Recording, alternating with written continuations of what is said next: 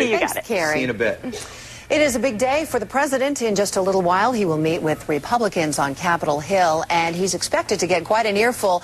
During their meeting, the president is hoping to get some Republicans to support his programs and attempt to get things done in a bipartisan fashion. The president is accepting the reality that Democrats no longer have a supermajority in the Senate. The election of a Republican to replace Ted Kennedy has, of course, changed things. And joining us right now on the phone, Congressman Brian Bilbray is here to talk more about the retreat that he will be attending, and he has the latest on the bickering between the two parties. Good morning, Congressman. Sandra, Dan, pleasure to be with you. I'm actually here in Baltimore. We're right across from Fort McKinley, where the Star-Spangled Banner flew for Mr. Scott Key back in the War of 1812. So it's quite appropriate. We're surrounded by not just media, but a lot of Secret Service agents, and looking forward to the president's arrival. Very nice. So you're holding your annual GOP retreat there in Baltimore, and this year you decided to invite the president as a speaker, which is something that doesn't happen very often. Do you think that this will herald better relations between the two parties, having him speak today? Well, hopefully it's not just, we're looking at not just having him speak, but a dialogue of back and forth. Like any relationship, you've got to have both sides engaged in the discussion. And this will be a chance, rather than to just sit and listen to the president, be able to exchange ideas with the president, talk about the fact that, look, Mr. President, we can provide affordable health care to those uninsured if we're brave enough to take on the trial lawyers and talk about tort reform, something California voters did years ago. Dialogue like that of how we can get to yes, and how we can open the meetings. And in all fairness to the president, it wasn't the president who said that only Democrats got to be in the back rooms when the House and the Senate leaders were meeting. He's taken a lot of heat for those backroom meetings when, in fact, he was not the one holding them. His staff was there, but it was really a lot of people that was in the House and Senate that locked the doors, and he got blamed for it. Well, let me ask you about the State of the Union address and the reaction that is still coming into that. According to Newsweek's Howard Fineman, he called it one of the most conservative speeches that a Democratic president has given since Bill Clinton's time. And he called the theatrics wonderful. He says if presidential leadership were only about giving speeches, the jackhammers would already be at work at Mount Rushmore. Your thoughts on that?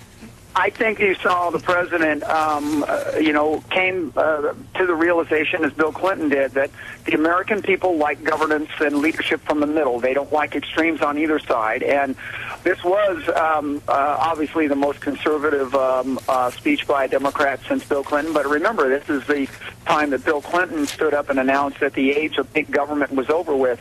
Mr. Obama has had to kind of take measure on the fact that the American people are very concerned of any kind of extremism, like I said, and they want to shift back. The independents want to see us working together, but that means opening the doors of the meeting rooms and allowing people to participate. So this gesture by the Republican in Congress saying, come over and let's have a discussion, dialogue, I think is great that he accepted, and this is one of those things we got to do. Now, I know the Speaker Pelosi and Harry Reid may not like us meeting with the president and talking together, but that's what the American people want. Well, now the focus seems to be on jobs for the Obama administration. The White House took its job pitch on the road yesterday, and health care seems to be taking a back seat. The health care plan has been called being on life support. Do you think that's the case? Is it going to be starting all over from scratch here, or do you think that Democrats are still hopeful that they'll get some part of their plan pushed through? Well, in reality, they weren't even going to start implementing their plan until 2013. So a lot of people, especially in the town hall meetings that I had, said, well, what's the big rush to shove this too fast if you're not even going to start implementing until 13? And I think that we can put conditions and eliminate pre-existing conditions. We can eliminate the insurance companies from cutting off people just because they get sick. But as the Republicans have to tell our buddies in the insurance companies that they're going to have to start doing more for less, the Democrats have got to tell their buddies, the trial lawyers, that they've got to get out of the operating room. We just can't afford $120 billion a year going to lawyers rather than going to medical services. So I think there's some great opportunities here, and we can still resurrect They're talking about health care insurance reform, but right now people want jobs. The best way to get health care services to people is give them a good, steady job where they can afford and their employers can afford to be able to give them those benefits, not government from Washington always dictating. What do you think of the president's plan to give small businesses, offer $5,000 tax credits for each new employee that they hire? Well, I think that's fine. I think the biggest issue is that give them the regulatory relief so that it's profitable for them to do it, not because government is giving you a tax cut, but because that's good for business, and because what's good for business in the long run creates the resources for those of us in government to do all the other things that we always love to promise.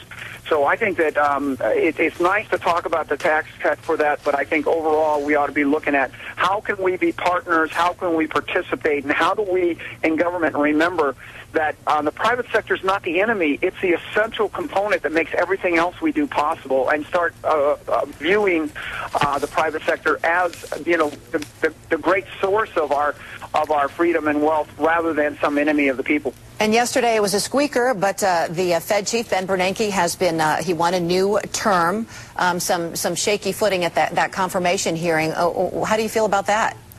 I think it was a warning shot. I think it's the administration across the board is basically given a wake-up call. The fact is the people aren't ready to throw everybody out, but they will if we don't wake up and respond to the demand.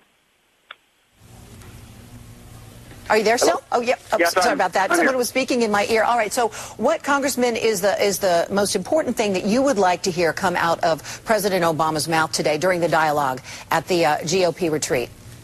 I think is that the White House will now be available for both sides, one side and closed door. That truly not just saying it on in a State of the Union that I'd love to hear your side, but that this president will be a president for all Americans, regardless of their party affiliation, Democrat, Republican, Independent, whatever. And that the White House will be open, and its meetings will be open not only to the politicians, but will open it up to the public and start televising a lot of these meetings where decisions are being made, so people have a level of confidence that this is truly representing their best interests and not special interests. I think that people are just really tired of the backroom deals, and I don't care if it's in the Senate, the House, or the White House. The public wants to be reassured that Washington is finally back on track and starting to serve them, because Democrat or Republican, they're fed up with these backroom deals, and they want that degree of confidence that government is working to serve, not to dictate. Well, enjoy your day at the retreat in Baltimore today. I know it lasts till Saturday, and then I guess it's back home to San Diego for you, and you'll be happy to know that the storms are gone and it's sunny and nice here. Well, fantastic. Look forward. It's been a long time. All right, Congressman Brian Bilbray talking to us live this morning from Baltimore. Enjoy your day, Congressman.